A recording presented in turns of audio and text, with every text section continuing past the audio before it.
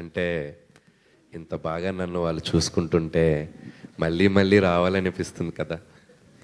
So sequel ఉంది కదా, సంక్రాంతికి మళ్ళీ వస్తున్నాం అని అదే అంటారా నెక్స్ట్? అంటే అది it's too early to tell. అసలు ఇది అయిపోయాక 3 weeks జర్నీ అయిపోయాక అప్పుడు కూర్చొని అసలు ఏం చేయాలి ఎట్లా అనేది ఆలోచిస్తాను. ఈ రోజు వెంకటేష్ గారిని కలిసినట్టున్నారు కదా, సో ఆయన రియాక్షన్ ఏంటండి? వెంకటేష్ గారు వెల్ పాజిటివ్ పర్సన్.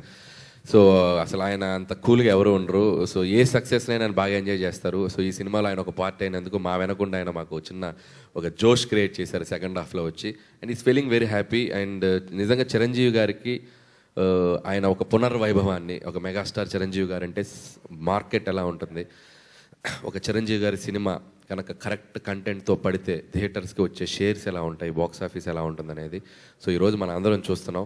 సో నాకంటే చిరంజీవి గారి కంటే బాగా హ్యాపీ ఫీల్ అవుతున్న వ్యక్తి వెంకటేష్ గారు. సో చిరంజీవి గారి ఈరోజు క్రియేట్ చేసిన రికార్డ్స్ అన్నిటికి కూడా మేము అందరం చాలా హ్యాపీ ఫీల్ అవుతున్నాం. సుష్మిత గారు, మేడం ఇది పవన్ కళ్యాణ్ గారికి చూపించే అవకాశం ఉందా ఈ సినిమాని? ఈ సినిమా అంటే సినిమా చూడలేదేమో, ప్లీజ్ దయచేసి పవన్ కళ్యాణ్ గారికి ఈ సినిమా ఆయనకి ఎస్ అండి, వెయిటింగ్ ఫర్ హిస్ టైమ్. ఆయన టైం ఎప్పుడు ఇస్తారో అని అడుగుతున్నాము. టైం ఇవ్వగానే we're waiting to show him this film. And ఆయన డిప్యూటీ సీఎం అయ్యాక చిరంజీవి గారు కానీ పవన్ కళ్యాణ్ ఒకే స్టేజ్ మీద చూడాలనేది ఫ్యాన్స్ కోరిక. అది ఈ సినిమా సక్సెస్ ఈవెంట్లో కానీ ఏమైనా ఛాన్స్ ఉందా? అలా నిజంగానే ఆపర్చునిటీ ఉంటే మాత్రం డెఫినెట్లీ అండి, బట్ చూడాలి, అన్ని కుదరాలి టైము అవన్నీ. అనిల్, ఈ రోజున ప్రొడక్షన్ అనేటువంటిది ఎంతగా గాడి తెప్పిందో అందరికీ తెలిసినటువంటి విషయమే.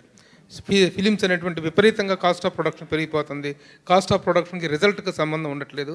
ఇలాంటి టైంలో వరుసగా 9 కాన్సిక్యూటివ్ హిట్స్ ఇవ్వటం కాకుండా the way you are making the films within the limited budget and within the timeline, it is giving a wonderful appreciation from all the film sectors. How you are receiving it? ముందు చేయబోయే సినిమాలను కూడా ఇలాంటి ఒక లిమిటేషన్స్లో, ఇలాంటి ఒక healthy ప్రొడక్షన్లో చేస్తారా? What is your attitude towards the budget and towards the time line? So ఒకటే మీరు చెప్పిందే అండి. నేను first of all cinema commit అవగానే వాళ్ళ ఇంట్లో బీరువా నా బీరువా అనుకుంటాను. So that is the basic. So వాళ్ళ పర్సన్ అది అనుకుంటాను. సో రిలీజ్ అయిన తర్వాత వాళ్ళు అనుకుంటారో లేదో అది వాళ్ళకి, అది వాళ్ళు అనుకుంటే ఇంకా హ్యాపీ.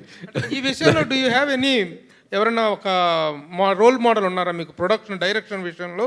ఒక quick production and quick making అనేటువంటి దాంట్లో ఒకప్పుడు దాసరి నారాయణరావు గారు ఎవరు మీకు మీ శిష్యుడు ఎవరు అంటే పూరి జగన్నాథ్ అని చెప్పారు ఆయన ఫాస్ట్ మేకింగ్లో. Do you have anybody like that, any ideal person? అంతేనండి.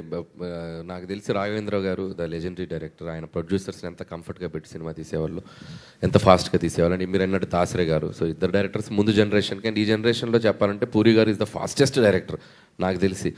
ఒకప్పుడు అసలు 55-60 డేస్లో కూడా బిజినెస్ మ్యాన్ అనే సినిమా ఎంత షార్ట్ టైంలో తీసి ఎంత పెద్ద బ్లాక్ బస్టర్ కొట్టారు. సో నేను ఫస్ట్ నుంచి నా ఐడియాలజీ కూడా తక్కువ టైంలో మంచి ప్రొడక్ట్, క్వాలిటీ ప్రొడక్ట్ ఎలా వాళ్ళనే పనిచేస్తాను. సో ఎవరైనా ఒక చిన్న